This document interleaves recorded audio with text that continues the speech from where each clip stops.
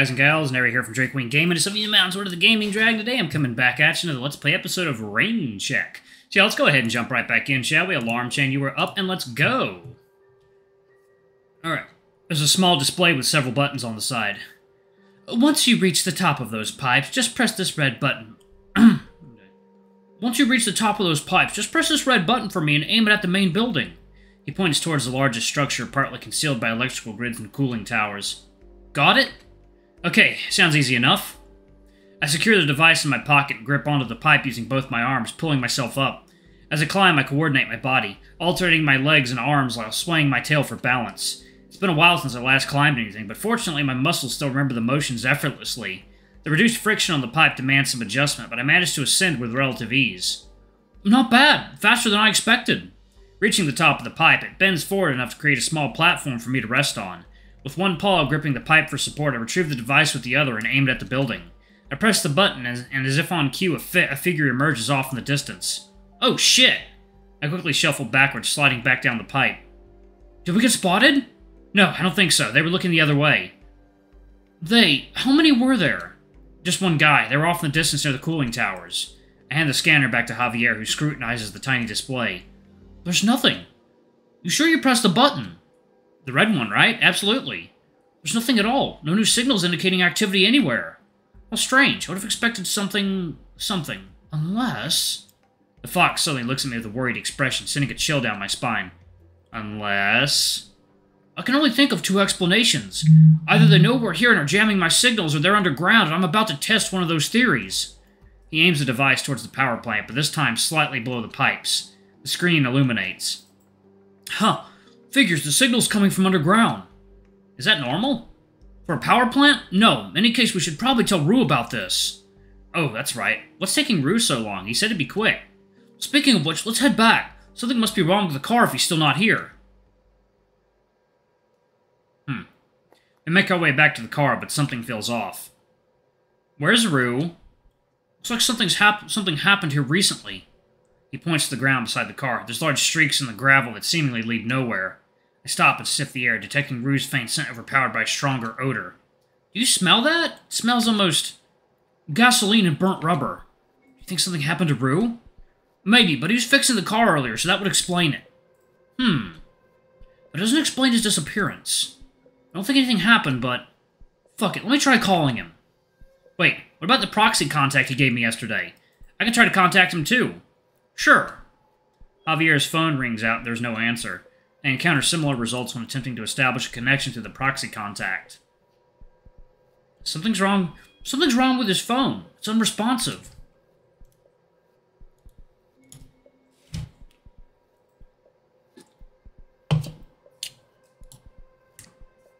Though his face remains expressionless, a faint note of concern tinges his voice. The fox walks up to the car's side and attempts to open the door, but it's locked. He retrieves the device from earlier and deftly presses a few buttons, prompting the trunk to pop open. You wouldn't know how to hotwire a car, would you? I shake my head and he shrugs back expectantly as he makes his way to the trunk. Of course not. This doesn't feel right. How can someone as large as Rhou just disappear off like that? Well, I can think of a few possibilities. He retrieves a couple of items from the trunk and discreetly tucks them into his coat. I shoot Javier a curious glance. Just bring a couple of things for insurance, you know, a stun gun and a dazzler. He picks up a small metal rod from within the truck before closing it. So, you think he's inside the power plant? It would make the most sense. It does, but I know Rhou. He does things that make the least amount of sense. It's unlike him to not contact me, though. Let's take this opportunity to do some scouting as well. He fixes his gaze on me for a moment before speaking. Here. I meet his gaze with a blank expression, cautiously accepting the metal rod. What's this for? For self-defense. Considering your build and what Rhou told me, you probably won't need it, but hold on to it just in case. If this is one of those retractable metal rods people use in action movies? No, that's just a regular pipe. You think we have the funding for fancy gadgets? I stare back blankly at the fox. Now, come on, let's get going. We hasten our return to the pipes we encountered earlier, deeming it the safest point of entry. As we move, Javier's eyes remain vigilant, ceaselessly scanning the surroundings. Hey, Javier? Yes? Do you think Rhou climbed over the fence? It doesn't seem likely he could go through the main gate. If he entered the power plant, then yes, it's something he would do and is capable of. He stops talking and fixates on the large pipe, going up on his toes to gain a better view inside the plant.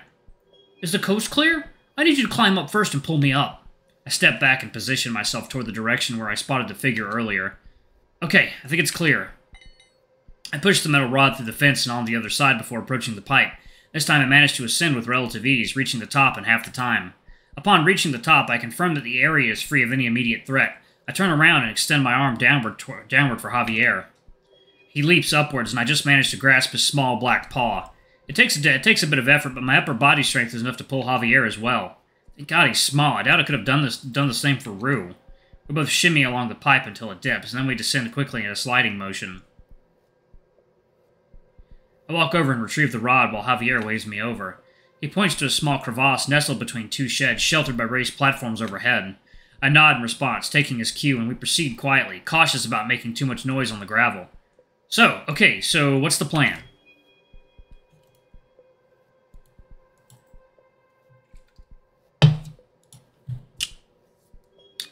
Well, the easiest way to locate Rhou would be to call him, but since his phone is presumably dead, you don't have any tracking device or something for Rhou?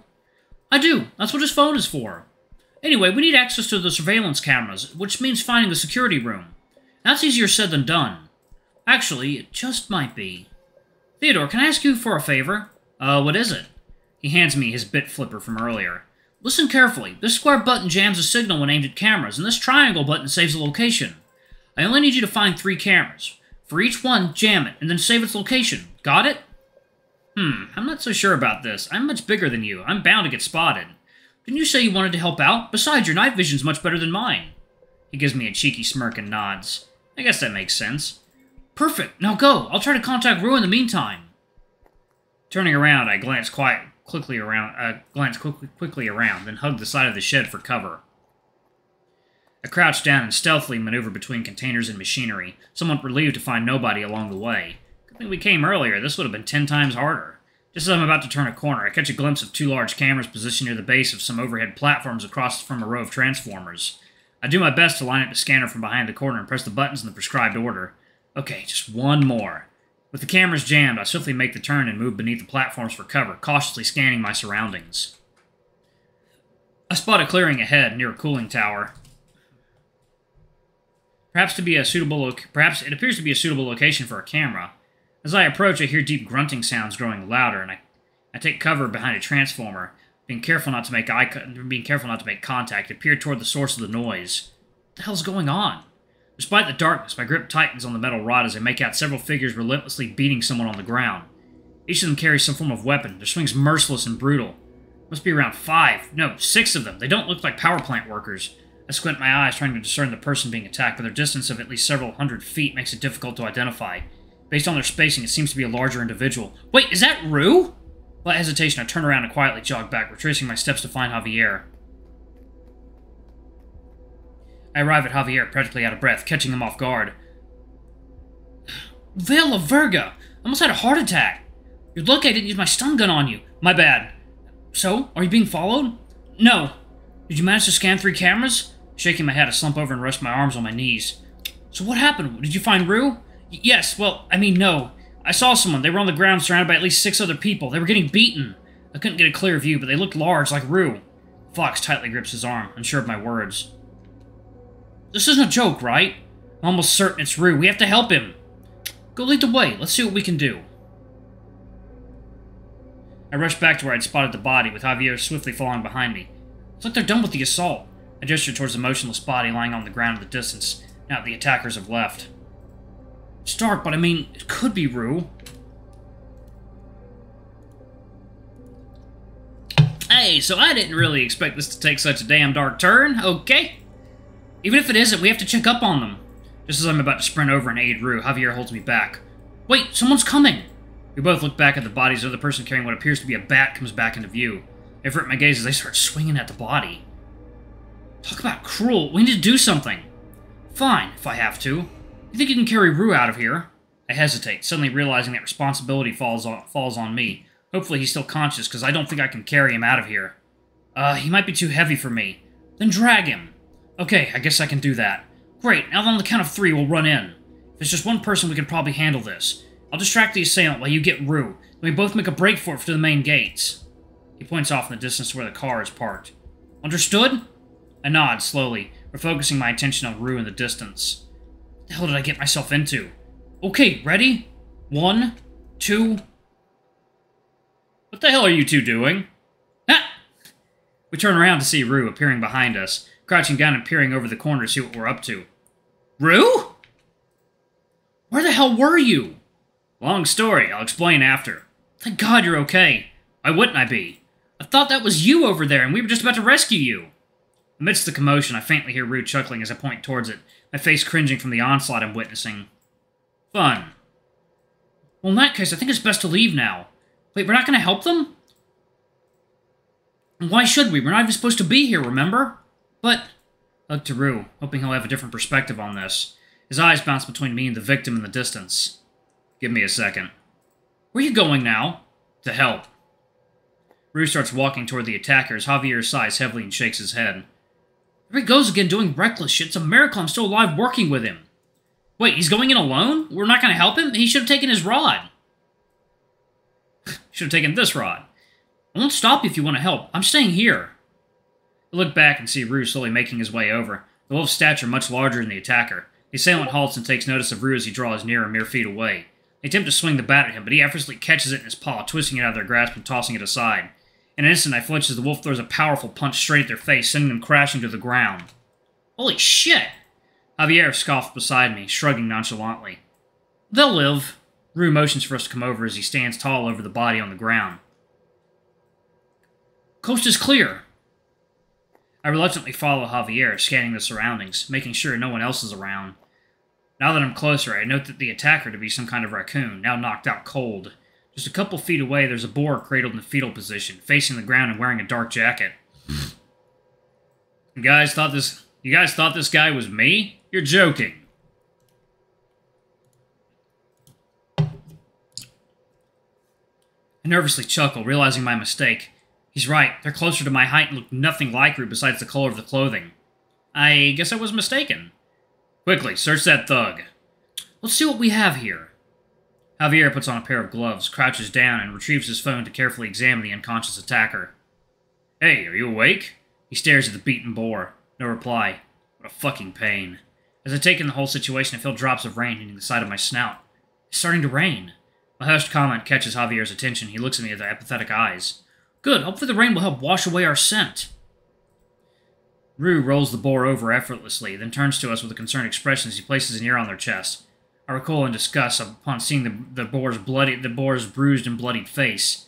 I didn't need to see that. Fucking hell, his heart stopped! He places his paws on their battered chest and immediately begins performing CPR.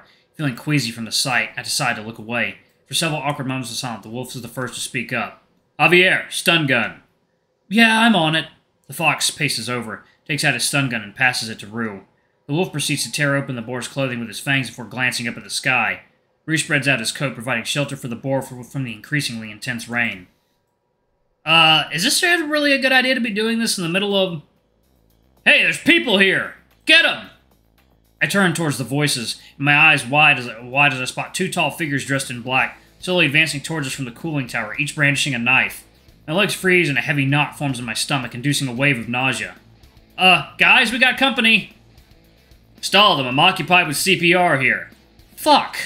My legs finally respond and I slowly back away, clutching the rod close to my chest, terror gripping me. Hey, what are you doing? You think I can take on these clowns? You think I can take on these clowns myself? My eyes quickly bounce between Javier, Rhou, and the approaching figures. I don't think I can, I make out the pair as they draw closer, a weasel and a raccoon. Suddenly the weasel locks onto the fox and makes a mad dash towards him. Panic starts to swell. What the fuck do I do? Kill them, I've seen too much! A little help here would be nice. I tighten my grip, weighing my options.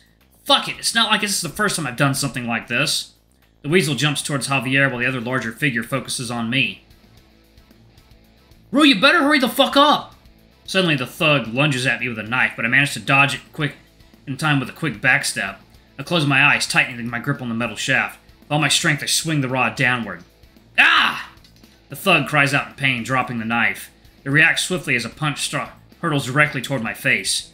I try to dodge to the side, but I slip and drop the rod. Shit! I fall next to the knife and waste no time picking it up. Suddenly a sharp, intense pain jolts through my thighs as I attempt to get up. Ah, fuck! I glance up to see a leg winding up for another kick. Without thinking, I slash out with the knife, putting all my force into the awkward angle. Oh, you fucking punk, you're dead now! I struggle to rise to my feet, flinching from the pain in my leg. Gonna finish up this action scene. The thug retrieves a radio from their pocket. Bring backup out now! Shit, this isn't good. I can barely take on one guy. How are we supposed to handle more? I try to call out for Rhou, but stop as I raise my arms to intercept a relentless impending strike. Ah! Ow, that fucking hurts! I drop the knife, pain coursing through my arms, and my assailant takes the opportunity to grab it. In a split-second decision, I blindly kick as hard as I can. Not today, you shithead! My kick is intercepted, my leg is pulled out from underneath me. I fall flat on my back, wincing as I clutch my tail.